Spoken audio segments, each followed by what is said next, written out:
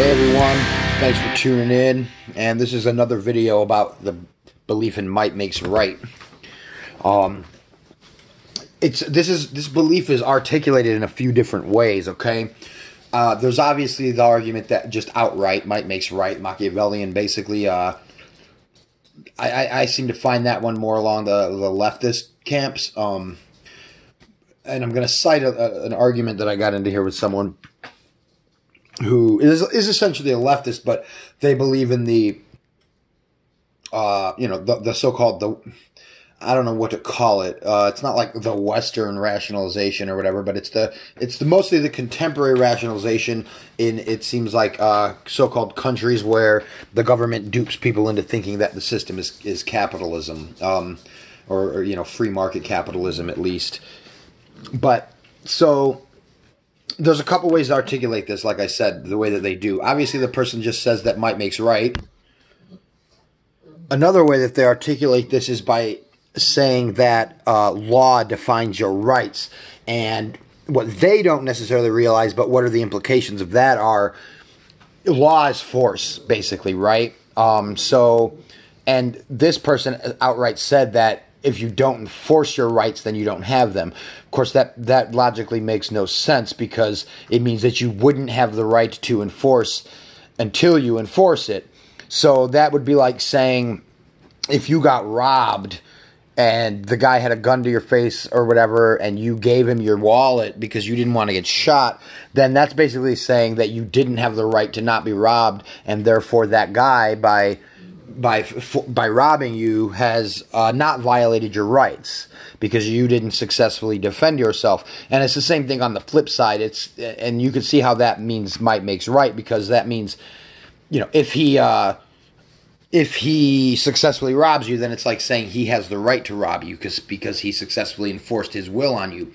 It's kind of convoluted if in the sense of law giving you your rights, because the law might say that theft is illegal, but so which one is it? Like at that point, it's a self-contradictory view. It's like totally contradictory, because what if he never gets caught? Right? So if the law says, so it's either active enforcement or it's law, even though law, basically what they're saying when they say law, they mean enforcement, because they're saying, well, we wrote this down and we're going to protect that belief that you have the right to not be robbed. But what if they fail in protecting it? Is it only a violation of their rights if they get caught? Or is it only a violation of your rights because the law said so? Either one of those positions, is completely insane. Of course, our position is that it's a violation of your rights regardless of what law says. And their position is that your rights come from social agreement, by which, of course, they mean the state and law. Because I asked this person, how many people need to agree before your right manifests? And they said that was an absurd question. And it's like, well, of course it is, because you can't possibly answer it. But what they're not understanding is it's an absurd question because their premise is absurd. Because your rights are not dependent on social agreement. If your next door neighbor or all of your next door neighbors or the government says that you don't have the right to be free, that doesn't make it so. It makes no sense, right? The only logical position is that you have your rights no matter what law says, no matter if you get enslaved. If someone is enslaving you, it's obviously the logic is that you must retain the right to be free, even when you happen to be enslaved. Otherwise, it's like saying that slavery is not a violation of your rights, which is exactly what everybody who believes in government and law and everything believes. And that's where this person said, that's what this person is implying, but they don't understand the logic of what they're saying.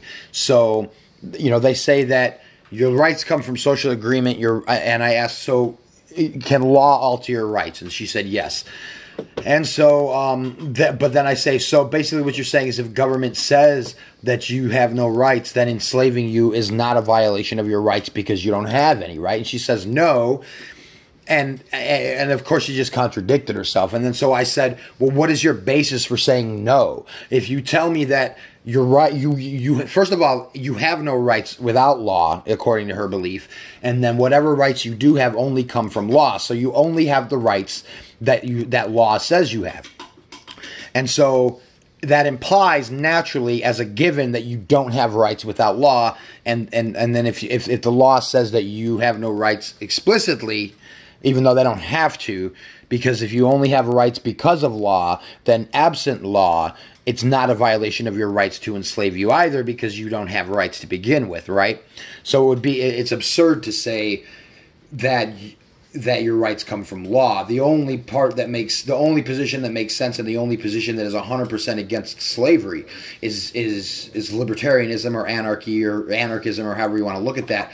The belief that each individual owns themselves and has inalienable rights. She kept trying to bring God into it, like, oh, your God said you have these rights, and God is really not necessary for this belief whatsoever. Rights are just naturally ethereal concepts. Granted, they're not tangible things, but the concept of rights themselves, you don't need a God to grant you the rights. If somebody has to grant you the so-called right, then it's not a right, or you're a slave. But and in that case, it's still not a right? So the belief just doesn't make any sense. And then, so we got down to the point, and then this is where they haven't replied, and it's been almost an hour. But so somehow it got along to, let me see if I can find this.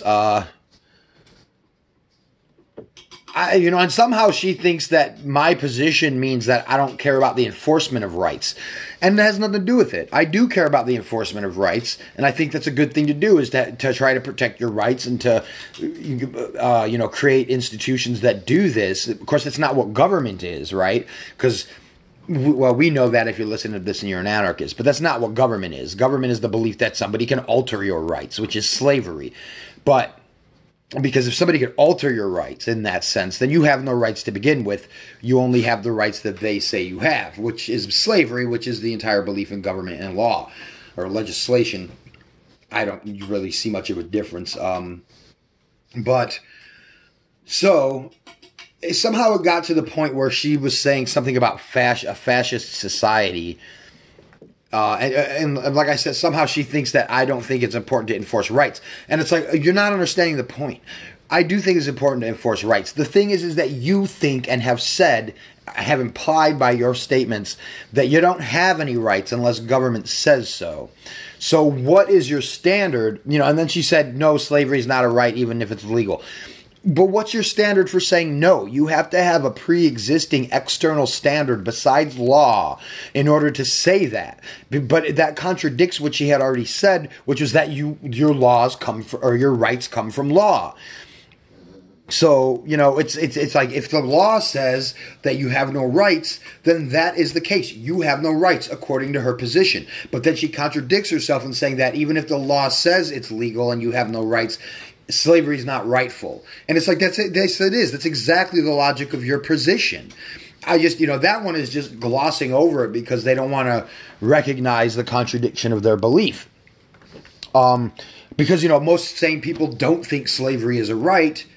They just have this contradiction in their head about law and government that government gives us our rights.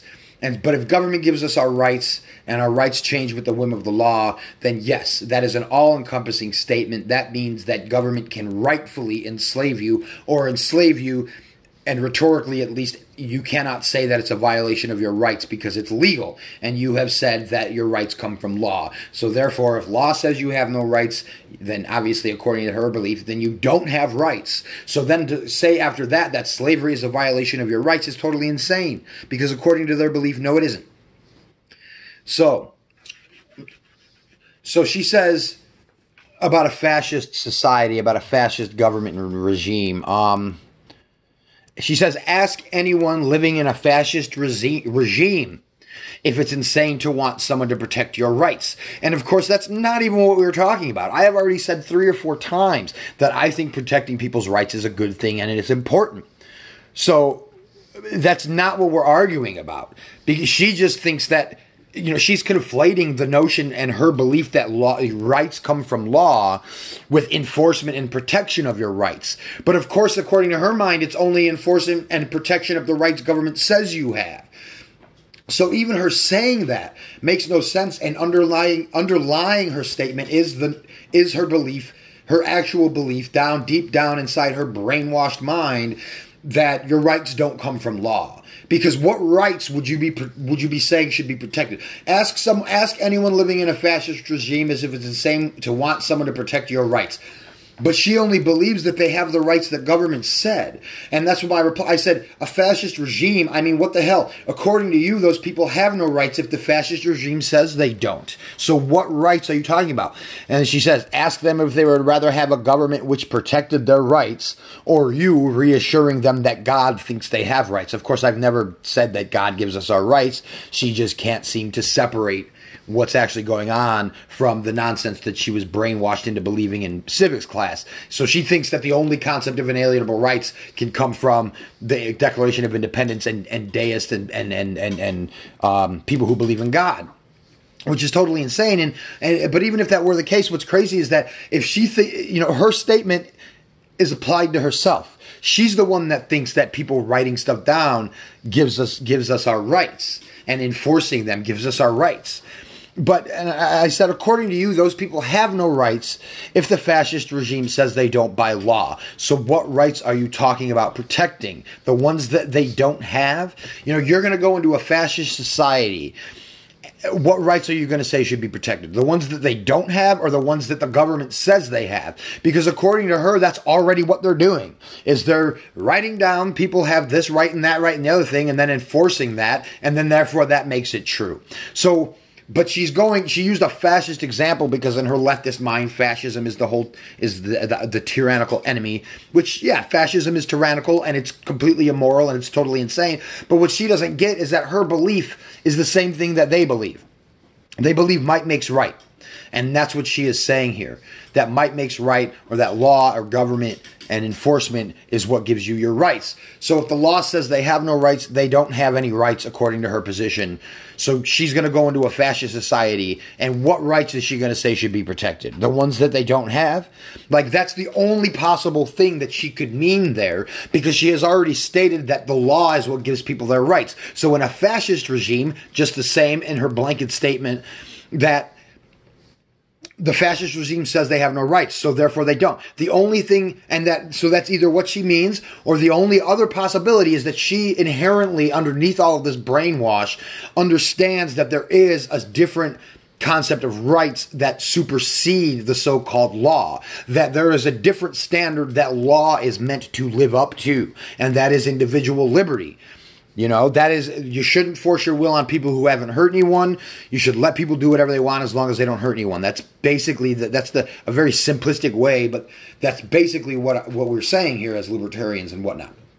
So those are the only two positions based on that. She says that law is what gives you your rights, ergo you have no rights if law doesn't exist or says you don't. Because law can also say that you don't have rights. Because, all the only rights that you have come from law. So the natural state in her mind is you don't have any rights. And then after the fact, you only have the rights that the government says. So if a fascist government, makes the law, but she might think that fascism is illegitimate, so their laws don't count. But again, that implies that there is a separate standard that supersedes law. That for you to even say that law is illegitimate implies that there's a separate standard that you're comparing it to. The thing is that they don't understand what that standard really is. They've been brainwashed into forgetting it, just like all of the rest of us. It's just now we've come to realize this nonsense. And we realized how insane it is to say that your rights only come from law, because then that means that if there is no government, or if the government says so, it's not a violation of your rights to enslave you. So her position, and then she contradicted herself before too, because she said that she didn't contradict herself, but she refused to answer because she couldn't handle the dissonance or somewhat vaguely realized what her position and that it was totally insane.